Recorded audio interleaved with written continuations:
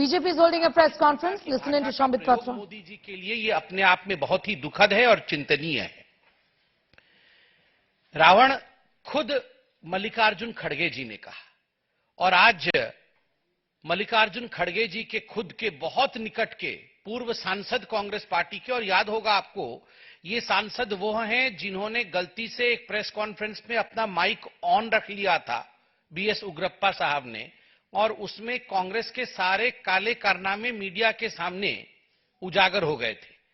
गलती से पीसी से पहले, प्रेस कॉन्फ्रेंस से पहले वो बोल रहे थे कि ये डीके शिव कुमार तो 100 करोड़ रुपए ले गया है, मगर फलाना फलाना ये तो कमीशन खाता है। ये सारी चीजें उनकी खुद के पीसी में रिकॉर्ड हो चुकी। तो ये वो बीएस उग्रप्पा जी हैं जिन्होंने अब मोदी जी को भस्मासुर कहा है। रावण कह लिया, दुर्योधन कह लिया, भस्मासुर कह लिया, मोदी नीच इंसान है यह भी कह लिया, मोदी यमराज है यह भी कह लिया। सोनिया जी ने तो खुद कहा था मोदी जी मौत का सौदागर हैं, मोदी जी को कॉकरोच कह लिया, मोदी जी को चूहा कह लिया, नपुंसक कह लिया, औकात दिखा देंगे गुजरात में यह भी कह दिया है, और चोर भी कह दिया है। पूरी फहरिस्त है मेरे सामने, मगर आज मैं कहना चाहता हूं कि 100 गाली पूरे हो चुके हैं। 100 गाली पूरे हो चुके हैं। कांग्रेस ने अपने आप को शिशुपाल के रूप में प्रस्तुत किया है। अब समय आ चुका है जब गुजरात की जनता और हिंदुस्तान की जनता, जो जनार्दन है, जनार्दन माने कृष्ण है, जनता ही कृष्ण है, जनता ही जनार्दन है। अब हम आह्वान करते हैं जनता से, जनार्दन से और कृष्ण से कि वो लोकतंत्र रूपी चक्र धारण करके ऐसी पार्टी का लोकतांत्रिक रूप से समापन करे। 100 गालियां कांग्रेस ने दे दिया है, 100 गालियां गिनती के साथ, रावण, दुर्योधन, भस्मासुर, चोर इत्यादि कहते हुए, मौत का सौदागर। 100 गालियां पूरी हो चुकी है। अब जनता जनार्दन, जनता ही कृष्ण है, और भगवान कृष्ण बन के जनता अब सुदर्शन उठा करके, लोकतांत्रिक सुदर्शन उठा करके, लोकतांत्रिक तरीके से ईवीएम के माध्यम से गुजरात में और पूरे हिंदुस्तान में जवाब देगी कि गाली देने वाला कभी बड़ा नहीं हो सकता है। कोविड में वैक्सीन देने वाला बड़ा होता है। वो व्यक्ति कभी भस्मासुर हो ही नहीं सकता है जिसने 80 करोड़ जनता को राशन दिया। गुजरात में 4 करोड़ लोगों को राशन दिया है। वो व्यक्ति कभी भी भस्मासुर नहीं हो सकता है जिसने गुजरात के अंदर 11 लाख लोगों को आवास योजना के माध्यम से आवास देने का काम किया है। वह व्यक्ति कभी भस्मासुर नहीं हो सकता है जिसने गुजरात के सौराष्ट्र में जहां पानी की कमी थी, वहां मां नर्मदा से प्रार्थना करते हुए मां नर्मदा के पानी को सौराष्ट्र में पहुंचाया और सौराष्ट्र को सिंचित करने का काम किया है, पल्लवित करने का काम किया है। वह कभी भी असुर नहीं हो सकता है। वह व्यक्ति कभी भी असुर नहीं हो सकता है जिसने बिजली और हर घर नल योजना के माध्यम से पूरे हिंदुस्तान में करोड़ों लोगों के हृदय को छूने का काम किया है। इसलिए वह भस्मासुर नहीं हो सकता। मगर आज मुझे कहते हुए आश्चर्य लग रहा है कि कांग्रेस पार्टी के शब्दकोश में केवल और केवल गाली है। बंधुगण, एक यह विषय था, और दूसरा विषय भी उतना ही संगीन है, और दूसरे विषय को जरा तफसील से मैं रखूंगा ताकि आप सब इसे पूरी तरीके से समझ सकेंगे। ये केजरीवाल जी और ये मनीष सिसोदिया जी जो हैं दिल्ली में, ये जिस प्रकार से प्रेस कॉन्फ्रेंस करते हैं और जिस प्रकार से कहानी के माध्यम से झूठ को सच बनाने की कोशिश करते हैं, ये हम सब जानते हैं। अभी चंद दिनों पहले केजरीवाल जी ने कहा कि मनीष सिसोदिया जी को क्लीन चिट मिल गया है, और ये जो एक्साइज पॉलिसी वाला घोटाला है, ये कोई घोटाला नहीं है, क्योंकि सीबीआई ने और ईडी ने मनीष सिसोदिया जी के ऊपर किसी प्रकार का कोई चार्जशीट नहीं किया है।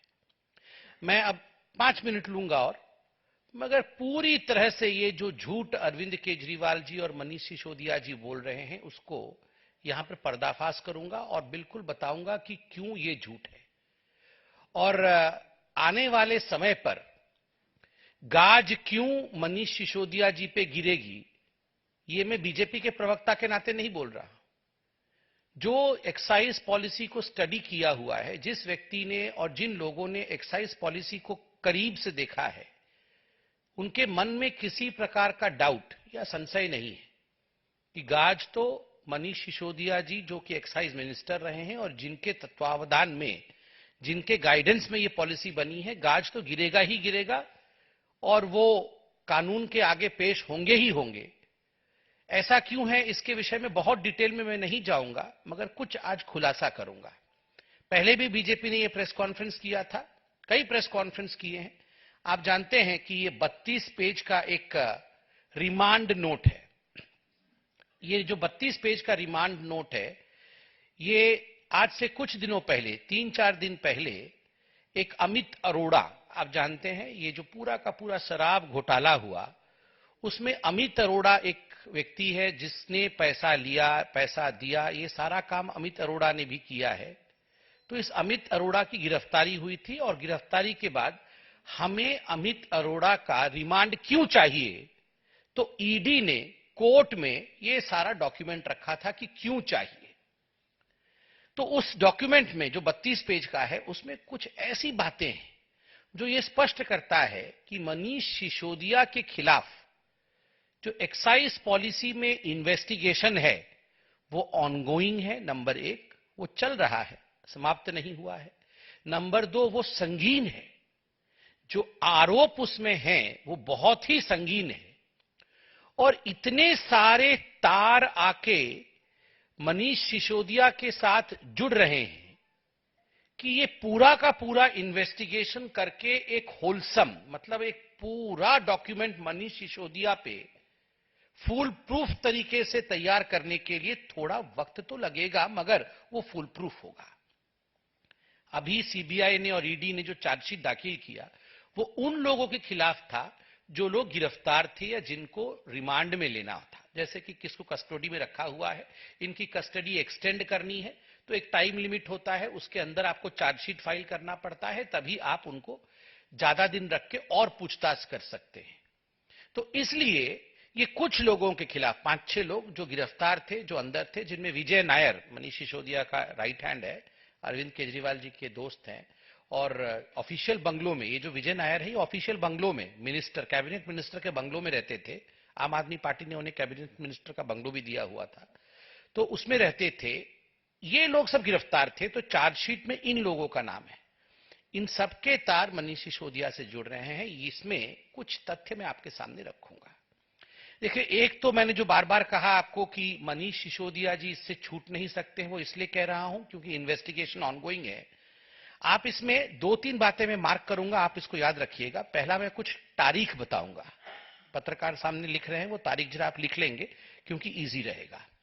इसमें लिखा हुआ है कि an FIR number so and so dated 17/8/2022 was registered by CBI ACB new Delhi against Shri Manish Sisodia. तो मनीष सिसोदिया जी का नाम पहली बार आता है कि 17 अगस्त 2022 को मनीष सिसोदिया के नाम पे एक एफआईआर दर्ज हुआ और ये सीबीआई और एसीबी न्यू दिल्ली ने किया है। नंबर इत्यादि दिया हुआ है, मैं डिटेल में नहीं जाता हूं। पहली बार मनीष सिसोदिया का नाम, डेट याद रखिएगा क्योंकि कुछ खुलासा हम करने वाले हैं 17 तारीख को।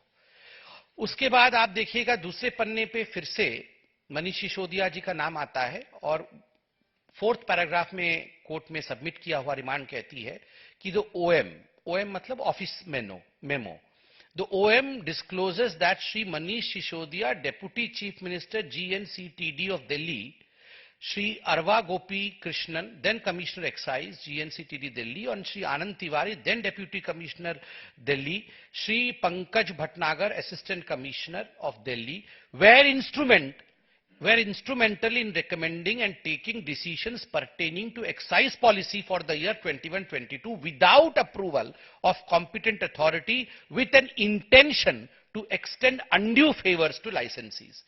तो मनीष सिसोदिया का नाम नंबर 1 पे आता है। बाकी कुछ लोगों का नाम आता है कि ये वो लोग हैं जिन्होंने 21-22 में एक ऐसा एक्साइज पॉलिसी तैयार किया जिसमें अनड्यू बेनिफिट कुछ लोगों को मिल सके, उसके लिए एक षड्यंत्र रचा गया। तो इस कस्टडी नोट में भी मनीष सिसोदिया जी का नाम मौजूद है।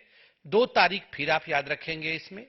एक तारीख है 20/7/2022, जब Shri Vinay Kumar Saxena honourable lieutenant governor Delhi के, उन्होंने इसको फ्लैग ऑफ किया था और एक लेटर लिखा था कि इस पर केस होना चाहिए। और 22/7/2022 2 दिन के बाद इस पे एफआईआर रजिस्टर किया गया, अर्थात ये जो पूरे मामले पर एफआईआर रजिस्टर करने का काम पहली बार 22/7/2022 को हुआ। तीसरी बार इसमें मनीष सिसोदिया जी का नाम आता है, दूसरे पेज में ही आता है।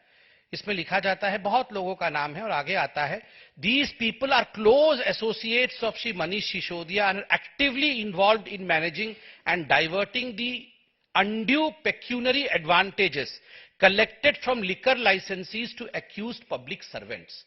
इसमें अमित अरोड़ा का भी नाम है, दिनेश अरोड़ा का नाम है, अर्जुन पांडे का नाम है। ये सारे लोग ये पैसा इकट्ठा करते थे और पैसा इकट्ठा करने के बाद ये आगे इस पैसा को बढ़ाते थे और इस पूरे प्रकरण में मनीष सिसोदिया जी का एक बहुत बड़ा हाथ था, क्योंकि ये सारे लोग मनीष सिसोदिया के क्लोज लोग हैं।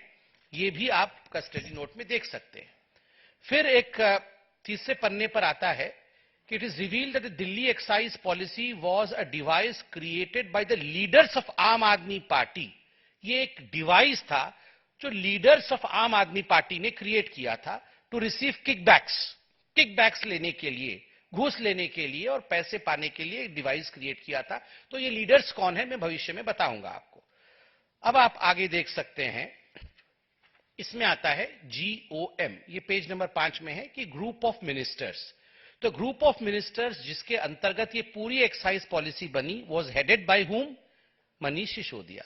तो ये पूरा जो ग्रुप ऑफ मिनिस्टर्स है जिसके अंतर्गत ये सब कुछ हो रहा था, तो उसके हेड मनीष सिसोदिया है। तो स्वाभाविक है, जब गलती आप करते हैं तो आपका जो हेड होता है, जिसके निर्देश पाकर आप गलती करते हैं, तो हेड के ऊपर ये सारा विषय जाता है। तो मनीष सिसोदिया जी का नाम दोबारा आता है GOM के माध्यम से। कई जगह इसी प्रकार आप देख सकते हैं, मैं आपका समय नहीं लूंगा क्योंकि विषय पे आना है मुझे। कई जगह और GOM और मनीष सिसोदिया का नाम पेज नंबर 10 पे भी आता है कि GOM went against the suggestions of the expert committee and the public comments. तो एक्सपर्ट कमेटी के खिलाफ में गया और पैसा पाने के उद्देश्य से मैलिफाइड इंटेंशन के माध्यम से मनीष सिसोदिया ने काम किया। यहां भी मनीष सिसोदिया जी का नाम आता है। आगे भी पेज नंबर 12 में मनीष सिसोदिया जी का नाम आता है कि पहले कैसे केवल 2% दिया जाता था कमीशन, मनीष सिसोदिया जी के कहने पर 12% कमीशन दिया जाने लगा और इसका एक बड़ा चंक जो है ये 6% घूस के रूप में आम आदमी पार्टी को ही और मनीष सिसोदिया जी के कहने पर यह होता था। यह भी कस्टडी नोट में मेंशन्ड है। तो कहने का तात्पर्य है कि कस्टडी नोट में ये सारी चीजें मेंशन है और कैसे उसके कारण 2873 करोड़ रुपया का नुकसान हुआ, यह भी मेंशन है। ये सारे प्रेस कॉन्फ्रेंसेस हमने किए हैं, इसलिए मैं डिटेल में नहीं जा रहा हूं। अब मैं आपको एक टाइमलाइन बताऊंगा और उसके बाद कुछ दिखाऊंगा जिसको देखने के बाद आपको बड़ा आश्चर्य होगा कि क्या किया मनीष सिसोदिया ने। टाइमलाइन आप नोट करिए। ये जो एक्सपर्ट कमिटी है वो बनती है 4 सितंबर 2020 को। कैसा होना चाहिए एक्साइज पॉलिसी। उसके बाद ये एक्साइज पॉलिसी जो थी, उन्होंने रिपोर्ट अपना सबमिट किया 13 अक्टूबर 2020 को। ये रवि धवन जी की एक्सपर्ट कमेटी थी।